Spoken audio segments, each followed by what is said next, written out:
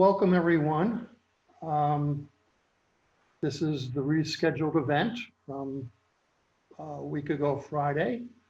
Glad you all are staying with it. Our special guest today is Dr. Rick Stiggins. He'll be speaking about the role of the assessment director in classroom assessment and assessment literacy. We're going through this introduction. I will introduce Dr. Stiggins. He will then present for approximately 15 minutes, depending on how quickly he speaks. And the rest of the time is going to be open for questions and answers. We do request that you submit your questions and or comments via the chat feature in Zoom. We will monitor those and select those that align with the flow of the discussion at the time. Please do submit. Rick and I have formulated a few backup questions, but we'd prefer that he is answering directly to you all. So it's incumbent upon you to listen and query.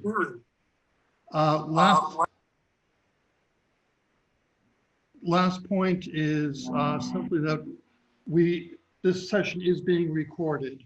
We will put it on the NAAD website and possibly a couple of other platforms if we can get them up and running. Dr. Stiggins is the founder and retired president of the Assessment Training Institute in Portland, Oregon.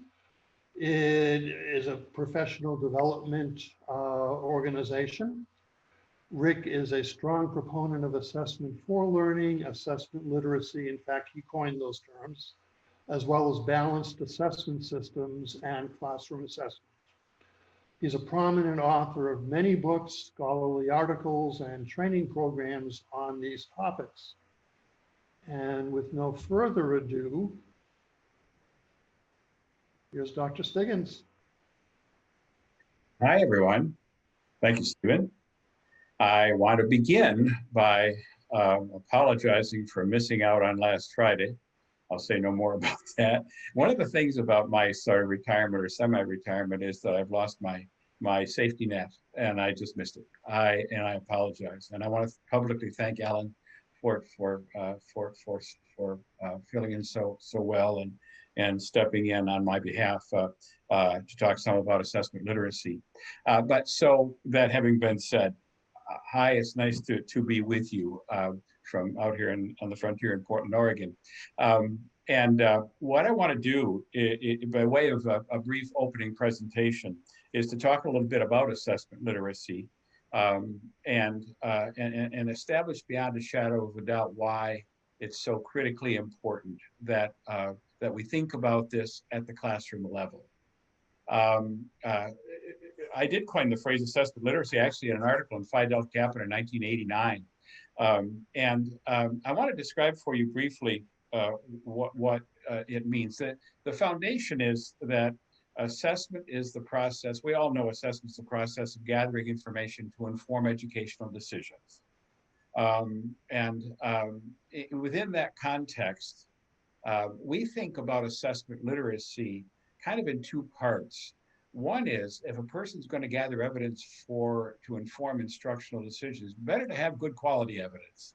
So assessment literacy, in our parlance at ATI, is the ability to gather dependable information about student achievement, and that requires a foundation of sound assessment practice. And then the second part of it is that in our work, we center on wanting people to use the assessment process and its results to benefit student learning,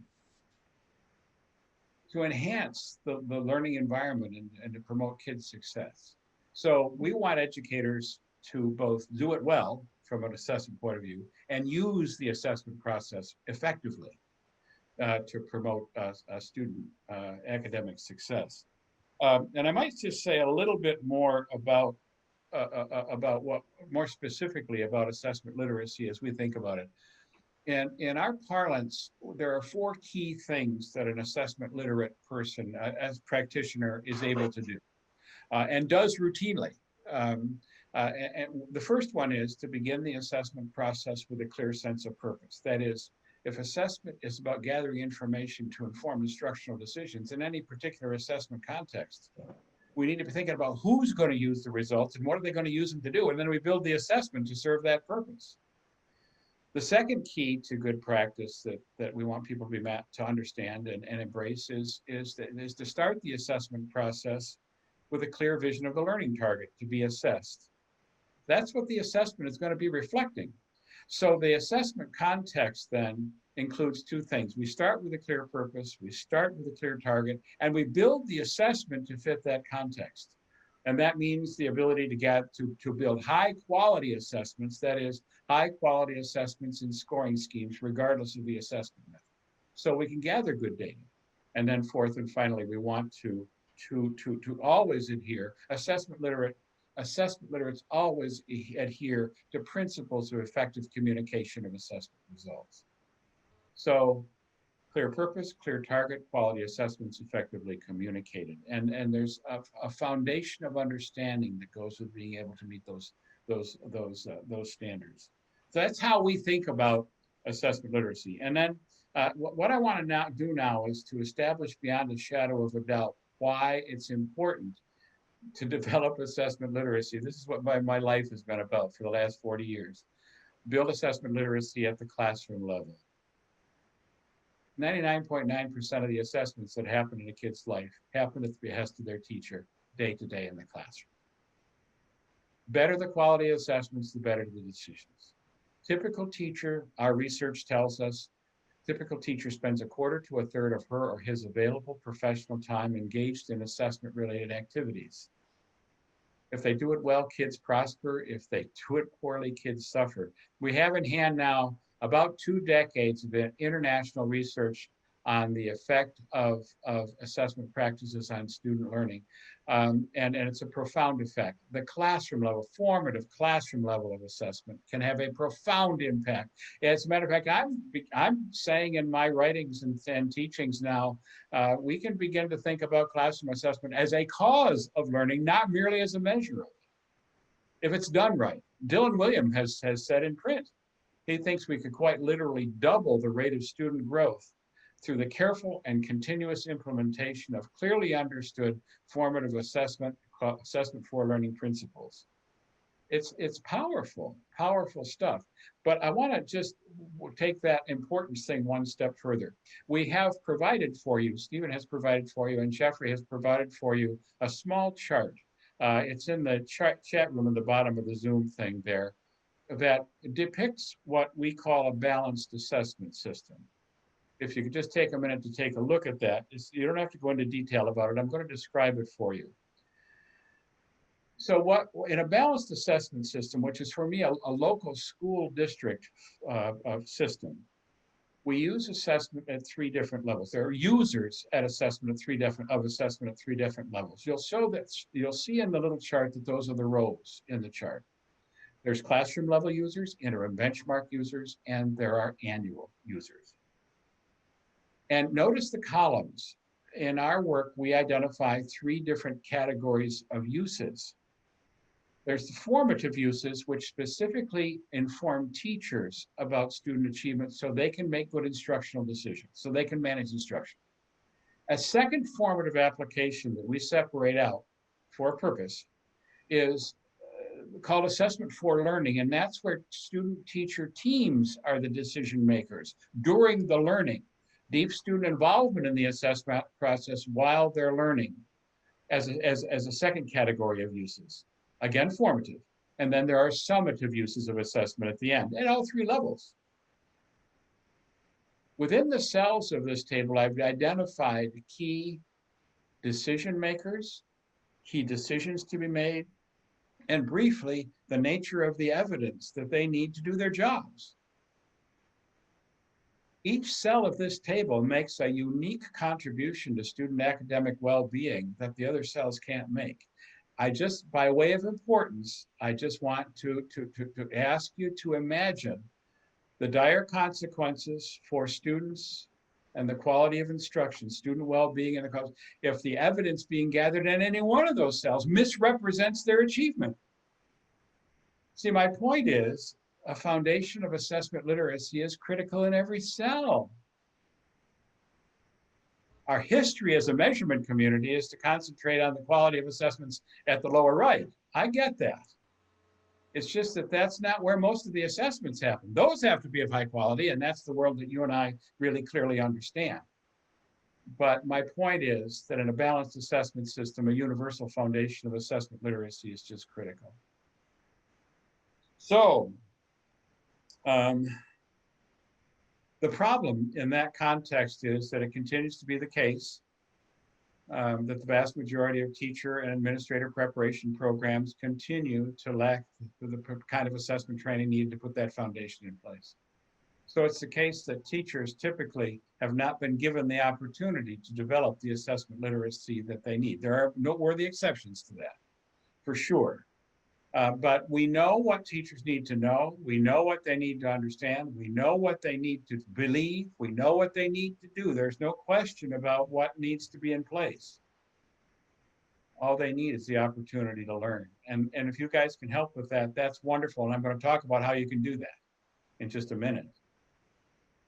Unless we believe they can turn to their supervisors for help in this regard, you know better than I do maybe that the vast majority of leadership preparation programs in the year 2021 remain almost completely devoid of relevant, helpful assessment training. The foundation isn't there. It needs to be. So we need an assessment literacy foundation for teachers, principals, district leaders, and policymakers.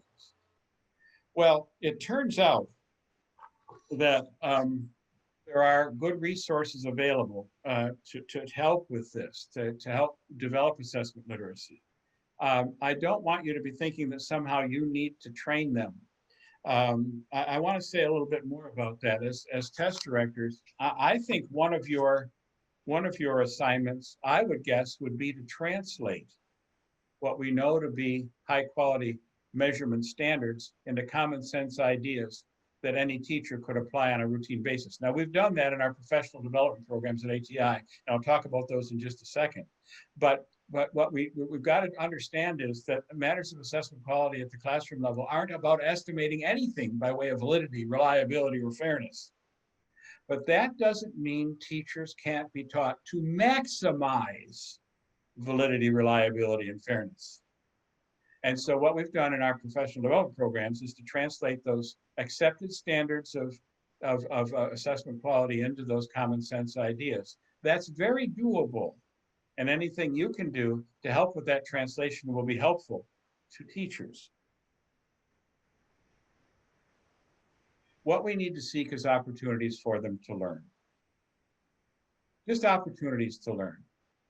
And I have some resources to suggest to you. Now, before I say anything about this, I want you to understand that I have no financial interest in what I'm about to say to you. Any royalties that I receive that come from the sale of these things go into an endowment at Michigan State, whose purpose is to enhance the quality of pre-service assessment training for teachers and school leaders. But we have at ATI a program called the Classroom Assessment for Student Learning, Doing It Right, Using It Well. This is an in-service teacher preparation program that is not trainer-based. It's learning team-based. It's where small teams of teachers go on internal control and develop their own assessment literacy in the specific terms that I'm talking about. It's very reasonably priced and costs little. What's important is the cost of the time, and we need to get that time. There is another version of these ideas that's written specifically for school leaders, and it's called the Perfect Assessment System. And it talks about how to create the balanced assessment system that's depicted in the chart. And for policymakers, non-educator policymakers, that is the people who will open the doors to the opportunity to learn. We have, and Stephen has put on the website, a video series, a brief video series on formative assessment that I recorded originally for the Alberta Assessment Consortium, but I secured rights for it to distribute it across the US at no cost to practitioners. It's on formative assessment. It's about a 35-minute series total, including 9 segments, each of which address a specific aspect of a formative assessment, of what we understand about sound formative assessment practice as using assessment to support student learning. This is an excellent resource for policymakers, a way to help them see what the best current practice is now in local assessment practice, from the classroom to the boardroom. So the classroom assessment for student learning book for teachers is also appropriate for principals, I think. That is, if principals are going to be instructional leaders, they probably ought to be pretty skilled at the thing that commands a quarter to a third of a teacher's available professional time. So that's relevant for them. And also the perfect assessment system is relevant for them. And then the perfect assessment system is really appropriate for district level people. So anyway, those are things that we know and understand. The bane of my existence for the last 30 or 40 years has been the lack of opportunity for people to learn. And anything that you can do by way of test directors to get policymakers and leaders to understand that that available time is critical. And if the time is allocated, there's ways to really fill it with good stuff, would be terrific. And anything that you want to learn from the things that we've developed to share person to person with teachers or folks within the district or communities, school communities about sound assessment practice in this regard would be a valuable contribution. This isn't about the technicalities of assessment, it's about the practicalities. And it's not about once a year, although once a year, as you saw from my chart, has a relevant role to play here. What we need to be thinking about is the priority order of things. And from my point of view, obviously, the priority order places teachers and students and the classroom level of assessment and assessment for learning at the center of the universe, if the objective is to enhance school quality and promote student well-being. It's not that the other cells are irrelevant, they're very relevant, but we need to balance them. So that's my sort of opening salvo, Stephen. And now let's talk about this from whatever point of view folks want to. We can fill in details, offer other information, address specific issues that you want to address. I'm here and I'm ready to go. Thank you, Rick. We're monitoring the chat feature. If anyone has questions, just type them in there and we'll get to them.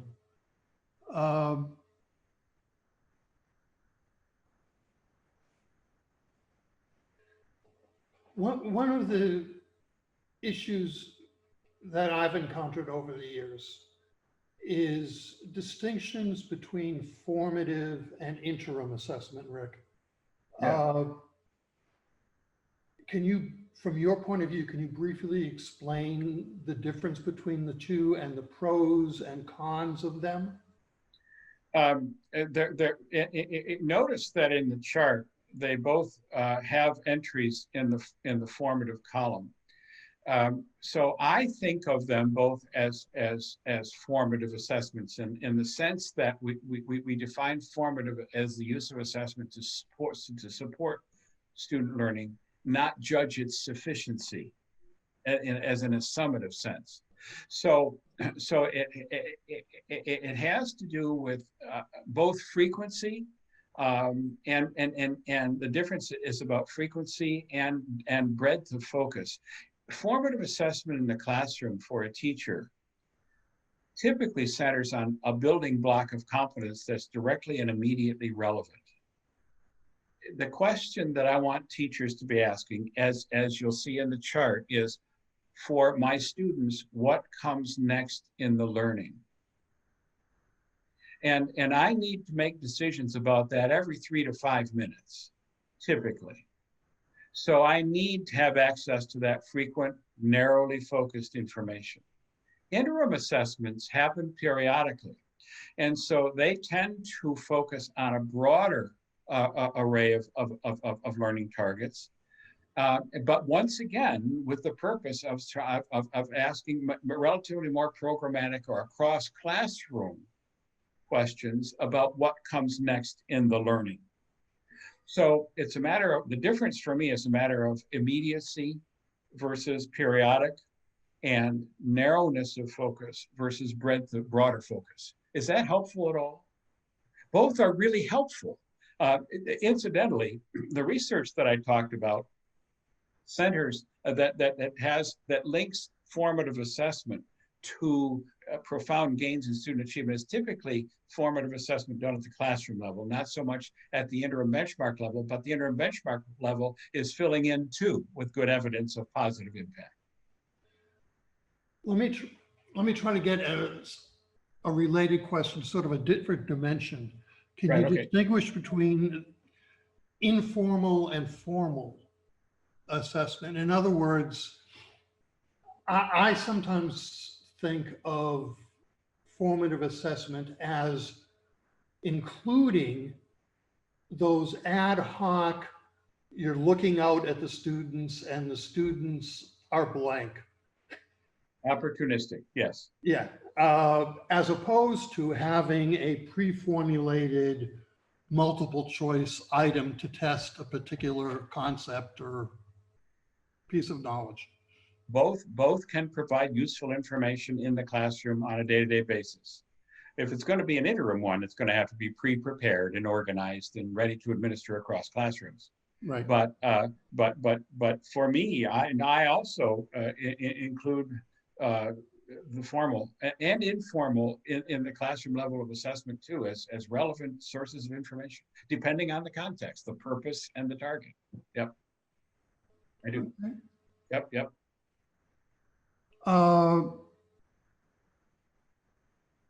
Does anyone object to me using their names for questions? Well, we have a question here. I'll keep it. Yeah, go. Yeah, that's fine.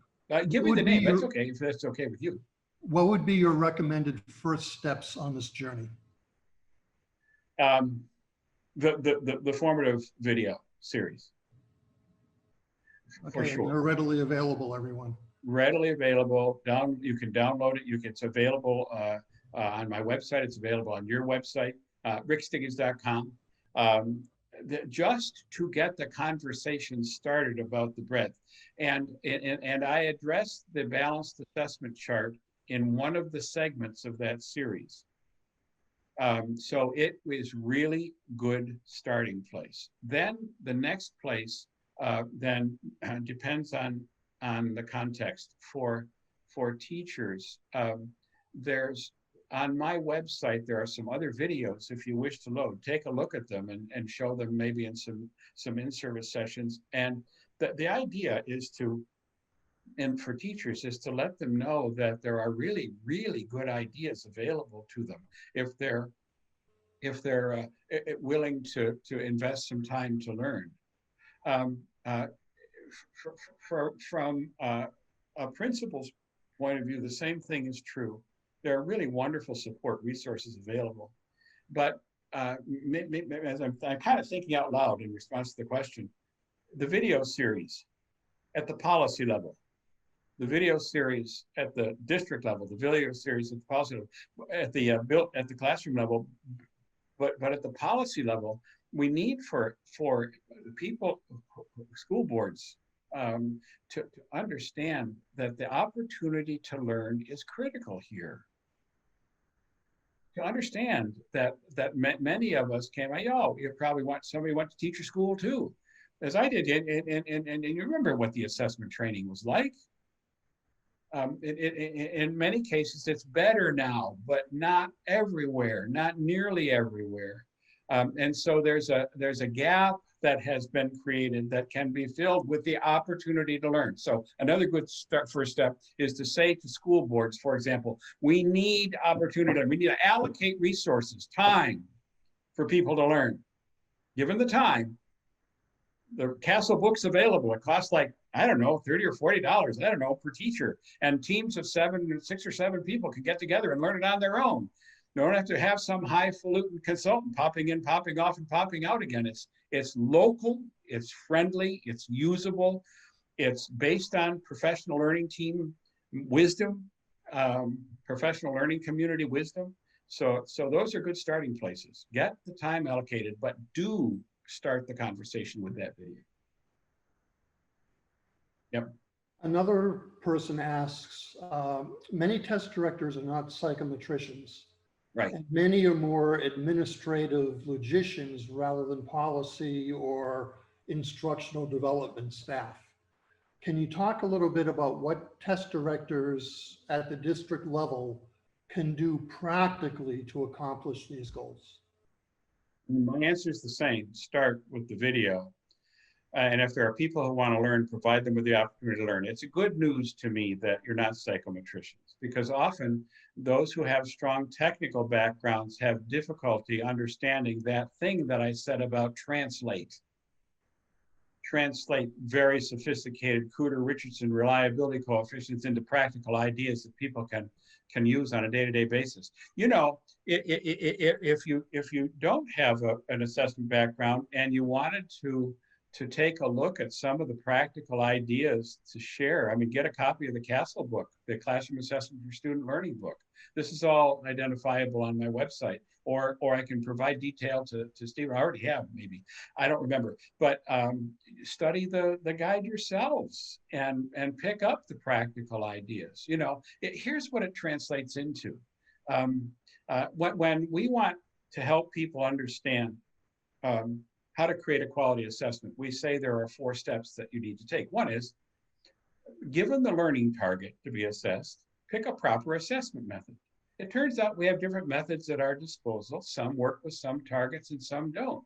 It's really easy to understand that linkage, given time to learn it.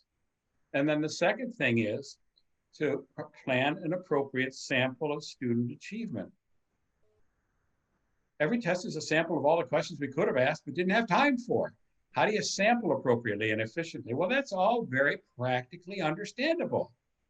Then build high quality assessments. If it's going to be a performance assessment, we need to have good performance exercises and good scoring rubrics. And I don't need to be thinking about validity and reliability. I need to be thinking about what are the attributes of a good performance assessment or a multiple choice test or whatever. And all of that is very practically usable. And the more you'd like to know about that, the more you can get from the Castle book. It's all in there. And then effectively communicate the results. That's about effective communication, not psychometrics. What are the principles of good formative assessment communication? You know, you gotta deliver the feedback in terms that kids understand, in bite sizes that they can process, in ways that show them how to do better the next time. And then the other big idea in our world is the idea of assessment for learning, which is student involvement in the assessment process while they're learning. My gosh, we got a million wonderful strategies for how to do that. And there's nothing technical about them if we can just get the teacher's hands. I've been in classrooms where assessment for learning principles are playing out. It's like a magic place. It's so different from the world that I grew up in. I urge you to view the video. If you will, take a look at the Classroom Assessment for Student Learning book. If you want to think about the perfect assessment system, again, it's not technical. I rarely use the words validity or reliability in the perfect assessment system book. It makes complete sense if you're a common sense person. It's a translation that works really well. Any one of those would be a good place to develop a little bit of a stronger background in the practicalities. There are almost no psychometric treatments in anything that I've developed in the last 40 years. You're welcome to come into our team and into our world to whatever level you want to come. It's all practical here. All practical. At the risk of being redundant, let me ask another person's question. Right. I work primarily with local school boards on effective governance. Can you speak about how school boards can engage and lead in this area? Again, I don't want to continue to be redundant either, but in the video series, one of the segments speaks directly to local policymakers. actually local, state, and national policymakers, but it's directly applicable to school boards. And I kind of look them right in the eye and say, it's time to step up and fulfill your responsibilities in this regard, because student well-being hangs in the balance. Now, here are some things you got to know about assessment. I'd like them to work through, as a workshop, I'd like to have them work through that video series and segment by segment in order. And so that they become schooled in what the basic principles of good practice are, not in technical terms, but in practical policy level terms. If policy guides practice, then they need to be setting assessment policies that guide assessment policy, a good sound assessment practices. And to the extent possible, work them through the formative assessment series. And then if you can get them to read the perfect assessment system book, it's not beyond them to understand what's there. Because the door to the foundation of assessment literacy, the key to the door is in their hands. They have to set policies that demand the allocation of resources that get people the opportunity to learn. There you go. I hope that's helpful. And as a matter of fact, let me know if it is, because I find it is, and I do it on my own. Every once in a while, I'm invited to actually to speak at an evening community forum on assessment practices once in a while. And it's always instructive to the people who are involved. They say, you mean they're not trained in assessment? What the hell did they learn in teacher school? Well, they learned a lot of good things. This typically wasn't one of them. So now we got to fill the gap. What do you plan to do about it here in the local school district? I want them to step up, and I'm quite emotional about this, obviously, because I've seen the effect. I've quite literally lived the effect of inadequate assessment practices, they don't have to continue. So anyway, I hope that's helpful. Yeah, go ahead, Stephen. Next person asks, what are your thoughts on letting students retest on classroom assessments? In formative context, in assessment for learning contexts, there is no limit on the number of reassessments that are available. However, that having been said, you'll notice also that my screen just stopped. Are we okay, Stephen? Yep, we're fine. Okay. You'll notice that there is a formative column at the classroom level. And that what students need to understand is that at some point they will be held accountable for the amount that they've achieved. At that time, there needs to be a summative assessment. Students need to know it's coming. They need to have been given the opportunity to learn and to relearn if necessary, to the extent that time allocations make that possible. But there will come a time when they will be accountable, and they can. Then there will be assessments conducted that'll contribute to the determination of a report card grade, and that's their accountability.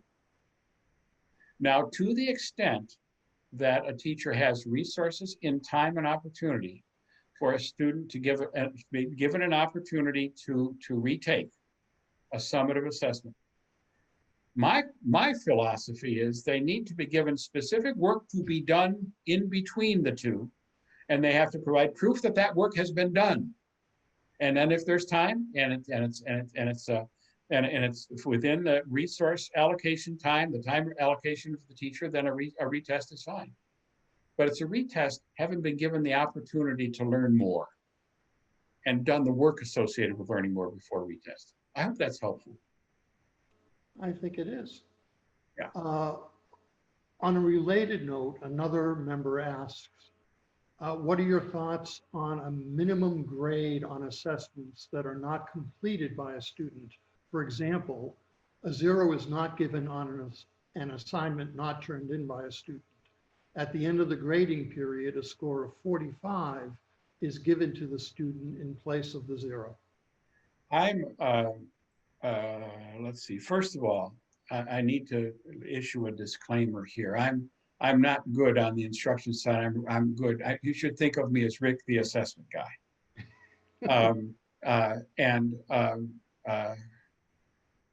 I think a lot about how to use the assessment process to motivate, to set students up for success, to build their confidence.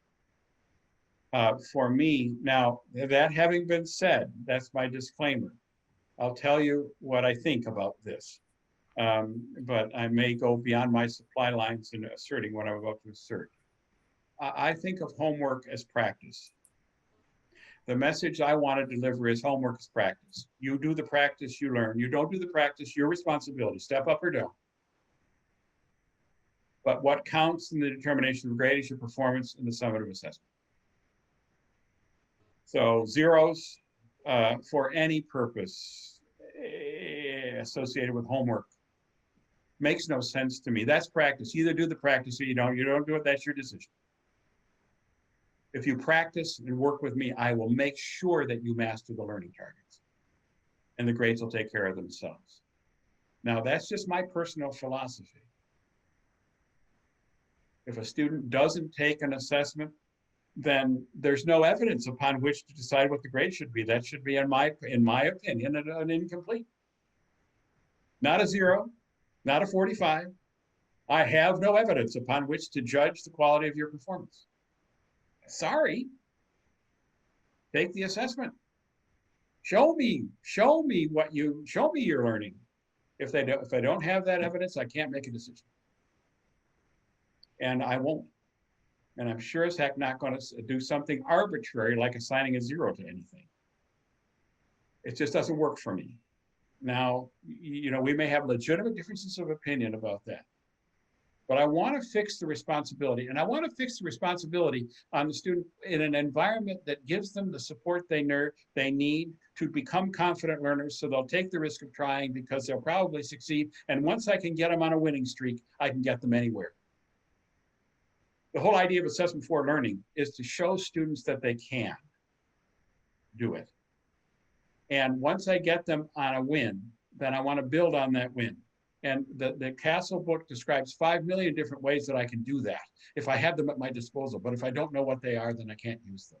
This is my argument for professional development in the realm of assessment for learning. We know so much more now about how to use the classroom assessment process to set kids up for success than we did 20 years ago, that any comparison between the two is laughable. That's why Dylan is saying we could quite literally double the rate of student growth through the careful application of these ideas. It motivates, it builds confidence. I'm writing a new book on confidence, on the pathway to confidence. Wow, the older I get, the more mature I get, the more experience I get, the more I come to understand that confidence is the key character foundation. Because if you have confidence, you can take the risk of adventuring into new ground. If you don't have the confidence, then you're sort of stopped. And nowhere is that more true than in the classroom. I'm going on here. I apologize for that. What's the next question? No, it's fine. Next question has to do with different types of students, be it in terms of easy achievers or people who have to struggle more, or affluent versus non-affluent, or whatever. Are these approaches at least adaptable to all types of students? Yes, and here's why. Because what results from those differences is that students are at different levels of achievement and different levels of confidence. The more success I have, the more confident I am that I'm going to succeed in the future. And so it's all, for me, in those differences, a matter of the emotional dynamics of the assessment environment. We should have gotten this a long time ago, but we didn't, but we do now. The emotional dynamics are critical. What we have to do is to bring all of those students to a place where they say, I got this. I can make this. I can get there. I'm not there yet, but if I keep trying, I'm going to get there. And the there is different for different students, for absolute certain. And some will learn more easily than others. But what we need to be sure is that we're assuring them universal motivation. That is a belief in themselves. And the principles of assessment for learning. So here they are. Let me just articulate that a little bit. So there are three driving questions that we want kids in an assessment for learning environment to know the answer to at any point in time. And this is regardless of which of those students you listed is included here. First of all, I want them to know where my teacher wants me to get to.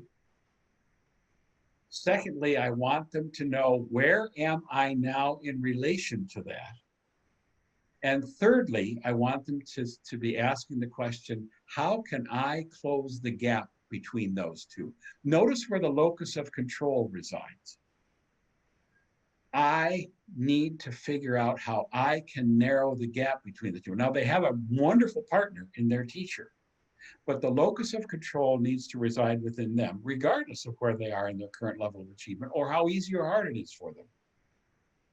And the whole idea of assessment for learning and the strategies we teach there is about making sure they have answers to those questions at any particular point in time. It's teachers' job to make sure they have those answers. Can even kindergartners and first graders accept locus? Absolutely.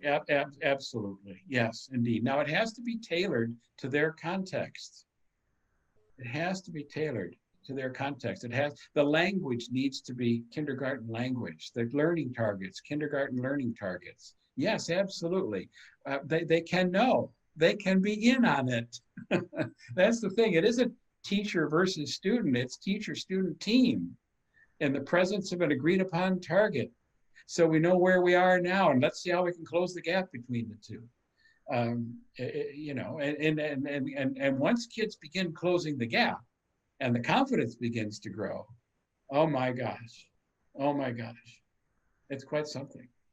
One of the key communication strategies that we advocate for, primarily in middle grades, but can happen down lower grades too, is student-led parent-teacher conferences. And I had a person in a workshop once who was a principal, had a first grader in school, and he was invited to go to what was a tailored version of a student-led conference with his little munchkin holding forth on what he had learned and what he could do. And he said he was quite literally moved to tears. He had no idea this munchkin could do this kind of thing and be so articulate about it, even in his munchkin age. So, yeah.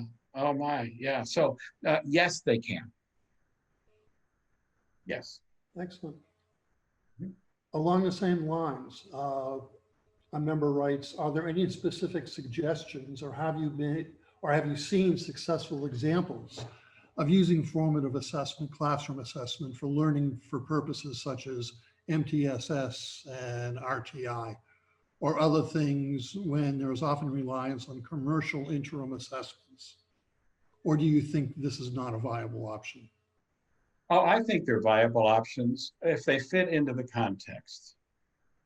If there are assessments that are being provided along the way, there needs to be leadership in the sense of making sure that that people understand that these are formative things, not summative things, and they're intended to support, and they need to line up properly with the learning targets that students are being given the opportunity to learn, so they can inform the decisions that advance students along the progression of their growth. They need to fit the context. They can't just be dipped in, you know, kind of out of the blue and have no relationship to what's going on in the classroom. That's a complete waste of time and money. But to the extent that there can be leadership in those applications that assure those alignments, alignment with the learning targets, alignment with where the kids are now, helping them know what comes next in their learning, then they can be fine. But those alignments are really, really critical. And again, I don't mean to keep harping on this, but understanding the principles in the Castle book help people to make those alignments work. And if they don't work, they reveal where they don't, and they can stop practices that aren't fitting into the context. Takes leadership. Yeah. Excellent. Mm-hmm.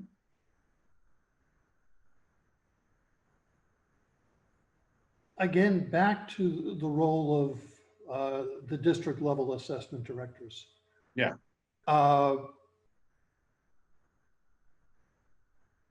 many current members see themselves as being instruments of complying with accountability, which belongs in the arena of the summative, not the formative. What one cell or one column of the table? That's actually Mhm. one sort of cell of the table. Yeah, right. It seems to me that district level assessment directors could, or they're positioned to be able to have a very strong influence on moving away from that cell or expanding beyond that cell Yes. into formative uh, by being people who can talk to their counterparts in curriculum and instruction, who can then get to their counterparts at the school level, who can then get to the classroom teachers, and it becomes a network. Uh, Huh? how do you advise people to actually do that? Yeah. Start start with the video interview formative series with those key first links. The curriculum and instruction people. I promise you. I promise you, and if this doesn't happen, you can call me a jerk. That if they those instructional leaders work through that formative series, they're going to say, well, finally, we got to some classroom level stuff that's really helpful and useful. I've yet to meet a teacher who doesn't embrace the concept of assessment for learning upon initial introduction. Absolutely, they'll say. We've been waiting for this. So the starting place is to get those people involved, and maybe form a study group of some key instructional leaders. See if you can start with the video, see if you can talk them into becoming a study group, and then you can choose where you want to study. Start with the Perfect Assessment System book and say, hey, let's build a balanced assessment system. Now, there's a critical part of this. We need to understand that the idea here is not to complain about or to belittle the work of the standardized annual assessment system. Incidentally, we're going to struggle with that as we come back from the pandemic. That whole standardized testing thing is going to be a struggle for a while. Just hang on. We'll sort it out. But as we come back, right now is an excellent opportunity to say, okay, well, we're coming back.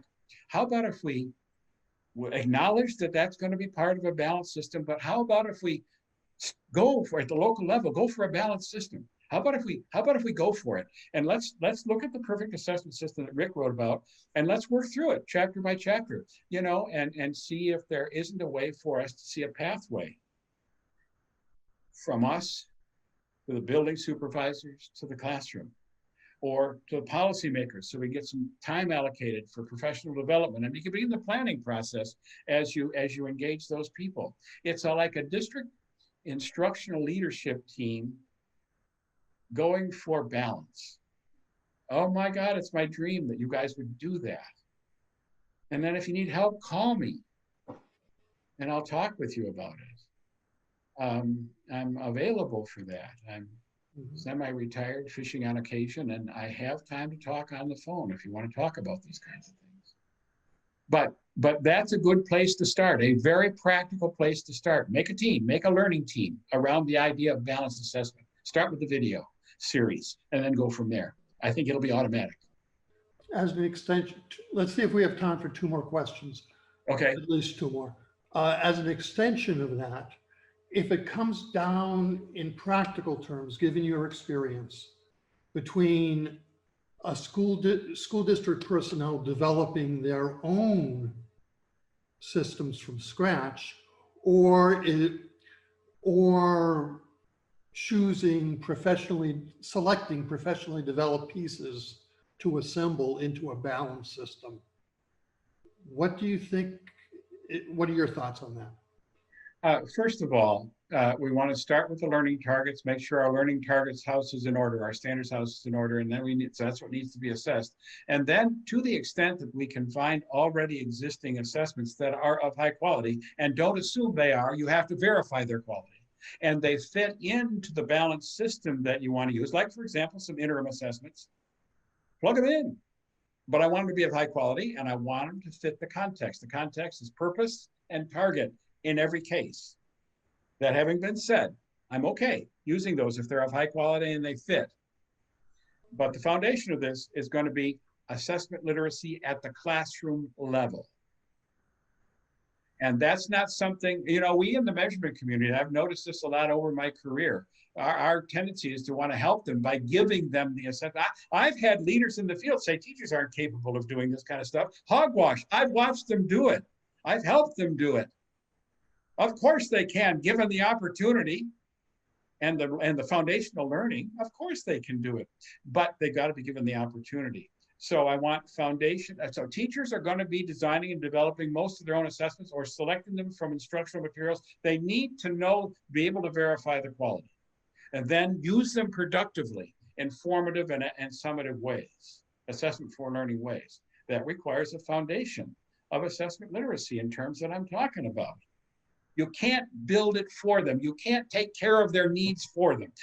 That's totally, you can help with that, but they have to be able to do it on their own too. It's absolutely essential. That's the ultimate mission then. Build the system, go for balance, use what's available if you can, and put the rest of the foundation of assessment literacy in place. I mean, let's talk about principals for a second. If a principal is going to supervise the instructional activities of a teacher, a quarter to a third of which involve assessment activities, then they better be sufficiently assessment literate to know whether a teacher is doing a good classroom assessment job. There's a foundation of learning required to do that, and the vast majority of principals have not been given that opportunity yet. They need it, and I hope you can find a way to secure it. How are we time-wise? Okay. Okay. One more question and then a comment. Okay. You had mentioned once the pandemic is over.